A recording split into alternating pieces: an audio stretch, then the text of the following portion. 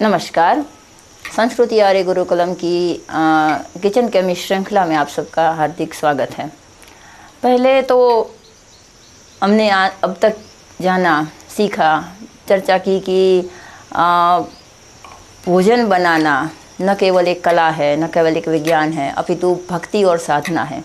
भोजन बनाने वाले की भावनाएं, परोसने वाले की भावनाएं तथा खाने वाले की भावनाएं विशुद्ध हो, तभी आहार का सात्विक प्रभाव शरीर में और मन में होता है।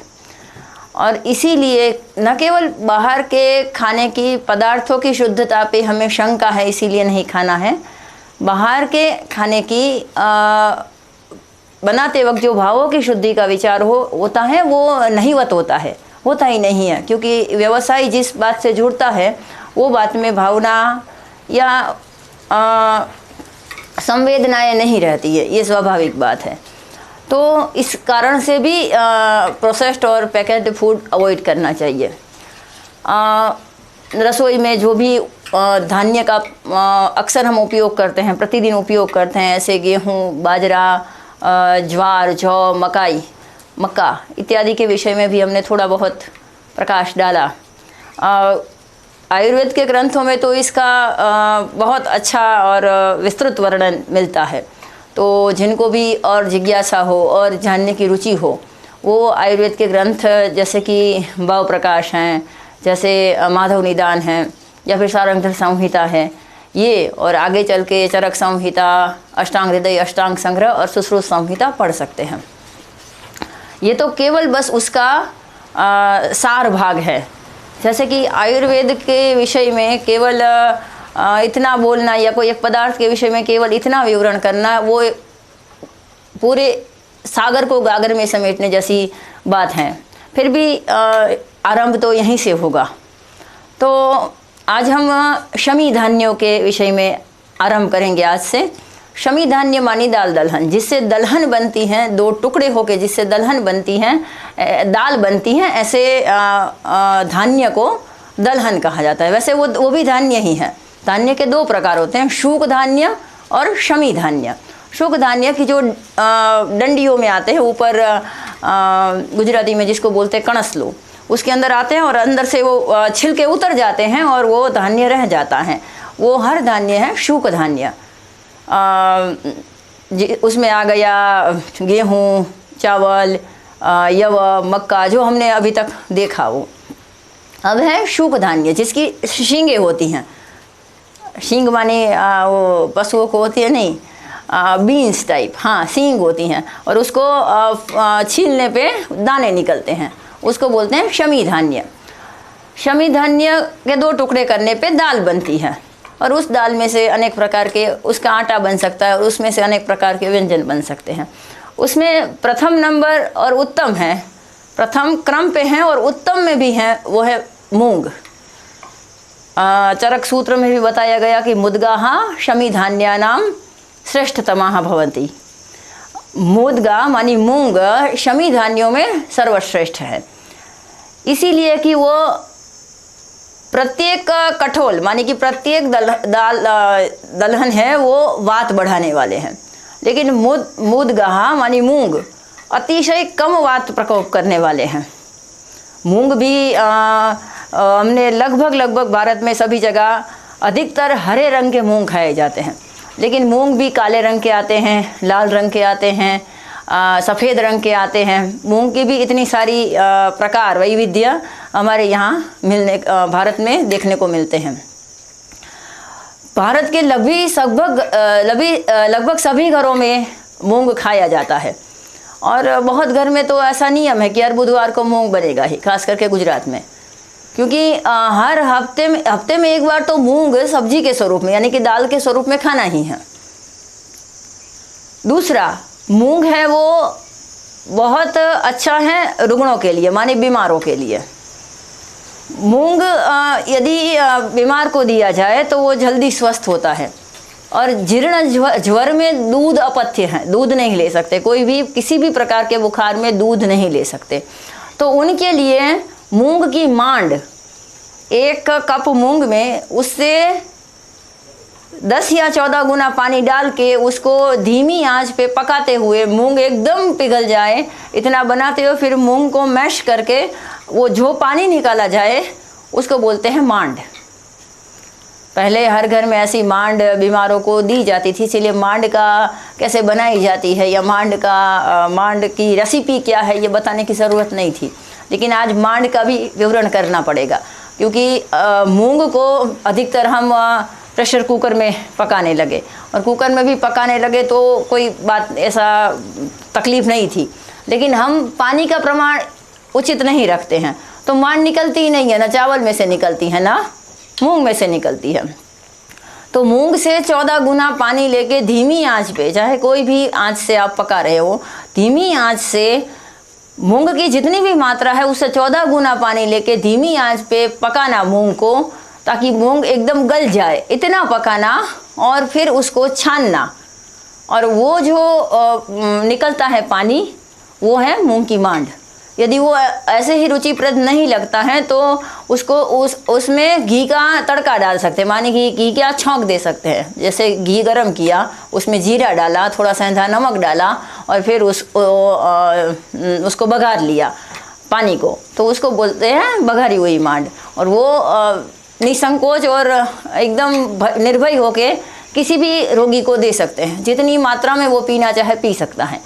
क्योंकि मूंग का जो वात करने का दुर्गुण था थोड़ा बहुत, वो भी उसके इस तरह पकने से चला गया, तो वो मूंग का पानी या जो मूंग की मांड है वो त्रिदोष नाशक हो गई। और दूसरा, वो बलप्रद है। बलप्रद होने से जो बीमार है उसको अशक्ति आ गई है, निर्बलता आ गई है, उसके लिए वो बहुत अधिक बलप्रद है। बलप्रद होते हुए भी पचने में सरल है। और मूंग की दाल और चावल जो थोड़ी बहुत जिनकी पाचन क्षमता क्रियान्वित हुई, ऐसे मरीजों को, या फिर नॉर्मली जो लोग बच्चे हैं, बूढ़े हैं, कि जिनकी पाचन क्षमता वैसे भी मंद या कम होती है, तो उनके लिए मूंग की दाल और चावल ये हो दोपहर का भोजन। और मूंग की दाल और चावल से बनी हुई ही खिचड़ी हो सायंकाल का भोजन। इसी भोजन पे वो रहे तो उनके पाचन के लिए बहुत अच्छा है। मूंग की दाल से बनी हुई खिचड़ी या तो दलिया, वो भारत भर में खाया जाता है। लगभग 80% लोगों का एक समय पे, 80-90% लोगों का एक समय पे रोजाना सायंकाल का भोजन हुआ करता था। और बहुत दुख के साथ कहना पड़ता है कि आज 10-20% लोगों के घर में ये बनता है प्रतिदिन। बच्चे होते हैं तो ठीक है, बूढ़े वो तो ठीक है, युवान लोग खिचड़ी खाना पसंद नहीं करते हैं। बहुत घरों में हम जाते हैं तो खिचड़ी नहीं बनती है, तो हम बोलते हैं कि खिचड़ी क्यों नहीं खाते। उसने कहा खिचड़ी तो बीमारों का आहार है, खिचड़ी तो बीमारी कभी होती है, कभी दस्त हो गया, कभी बुखार आ गया तो हम खिचड़ी खाते हैं, वैसे हम खिचड़ी नहीं खाते हैं। आप क्या लोग बीमारों की तरह खिचड़ी खाते हो? मैंने कहा हम खिचड़ी खाते हैं इसीलिए बीमार नहीं होते हैं। खिचड़ी खाने वाले बीमार नहीं होते हैं, और वो बीमारी वो तब खिचड़ी खाते हैं। तो खिचड़ी पूर्ण आहार है। चावल भी आ गया, मूंग की दाल भी आ गई, और उसके ऊपर भरपूर मात्रा में घी डाल लो यदि आप स्वस्थ हो और घी पचाने के योग्य आपका पाचन तंत्र है तो ये बन गया पूर्ण आहार। कम समय में बनता है, इंस्टेंट फूड। भारत का जो सबसे कोई इंस्टेंट फूड हो, बाकी सब इंस्टेंट फूड तो बाद में आए बनने वाले। बहुत कम समय में बन जाता है, स्वादिष्ट भी बहुत होता है। मसाले में बस नमक के अलावा एक भी चीज़ की ज़रूरत नहीं है। इतना सुलभ, इतना स्वादिष्ट और इतना सेहतमंद खाना माने खिचड़ी। लगता है सामान्य, लेकिन बहुत अच्छा और प्रॉपर फूड है। फिर मूंग की दाल, जैसे चने की दाल को पीस के हम बेसन बनाते हैं, और बेसन की बहुत सारी मिठाइयाँ बनती हैं, बेसन के बहुत सारे फरसाण बनते हैं, माने कि नमकीन बनते हैं। लेकिन उसी बेसन की जगह यदि सब मिठाई में मूंग की दाल के आटा माने मूंग के आटे की योजना की जाए तो वो नमकीन बनाओ चाहे मिठाई बनाओ, वो स्वादिष्ट भी बनता है, वो सुपाच्य भी रहता है, और एकदम स्वास्थ्यप्रद है। वो मूंग की दाल से बना, मूंग की दाल के लड्डू बहुत ही अच्छे हैं, बहुत ही सेहतमंद है। उसके बनाने की विधि और उसको बनाने की जो भी प्रक्रिया है वो हम आपको प्रायोगिक रूप में सिखाएंगे। दूसरा है मूंग के औषधीय उपयोग। तो पहला तो मूंग आहार कम, औषधि ही ज़्यादा है। प्रतिदिन मूंग खा सकते हैं आप निर्भय होके। मूंग की कोई भी साइड इफ़ेक्ट नहीं है। दूसरा कि मूंग की अतिसार, माने कि जिनको दस्त हुआ है या फिर जिनको वॉमिटिंग हो रही है, जिनको पेट के संबंधित कोई भी समस्या है, वो मूंग को सेंक ले। उसके लिए ये औषधि का योजना है। मूंग को सेक ले, फिर सेके हुए मूंग का पीस ले, खुरदरा पीस ले, उसमें पानी डाले मूंग से 4 गुना। फिर उसमें जब गर्म होने लगे उसमें डाले शहद और खड़ी साकर, और उसका इस प्रकार का काढ़ा बना के वो आहार के स्वरूप में भी ले, क्योंकि वमन और अतिसार दोनों में खाना कम होता है, वरना तो तकलीफ में आ जाएगा जो मरीज़ है वो। इससे अच्छा है कि वो ऐसा खाए कि वो औषध भी हो और आहार भी हो। तो ये औषध के रूप में भी ले सकते हैं, आहार के रूप में भी ले सकते हैं। कम मात्रा से आरंभ करें, फिर यदि काबू में आ रहा है बीमारी, वमन, अतिसार इत्यादि की, दाह हो, शरीर में कहीं भी दाह हो, माने कि जलन हो रही हो, तो भी ये आहार औषधि के स्वरूप में ले सकते हैं। मूंग बहुत अच्छा आहार है सबके लिए। मूंग के संस्कृत में मुदगा, हाँ, बलाढ्य, हाँ, रेत, माधव इत्यादि इत्यादि मूंग के नाम मिलते हैं। मूंग के लिए गुजराती में एक दोहरा है, तो वो कह के समाप्त करते हैं। मग कहे हूँ लीलो दाणो, मारी माथे चांदू, जो नित्य मने सेवो तो मानस उठाड़ो मांदू। माने कि मैं हरे रंग का दाना हूँ, मेरे ऊपर एक तिलक लगा हुआ है, और मुझे यदि नित्य सेवन करोगे तो मैं बीमारों को तुरंत खड़ा कर दूंगा। दूसरे भी एक कहावत है, मग चलावे पग, माने कि पग सबसे ज़्यादा हमारी अशक्ति का असर होता है पैरों पे। हमें चलना अच्छा नहीं लगता है, चल नहीं पाते हैं। बुढ़ापे की असर भी सबसे पहले पैरों में दिखती हैं। तो मग चलावे पग, छोटे बच्चे भी रात को ऐसे इशारे करके बोलते हैं कि पैर दबा दो, पैर दुखते हैं उनके, बहुत चलते हैं ना इधर उधर, तो पैरों में बहुत शक्ति देता है मूंग।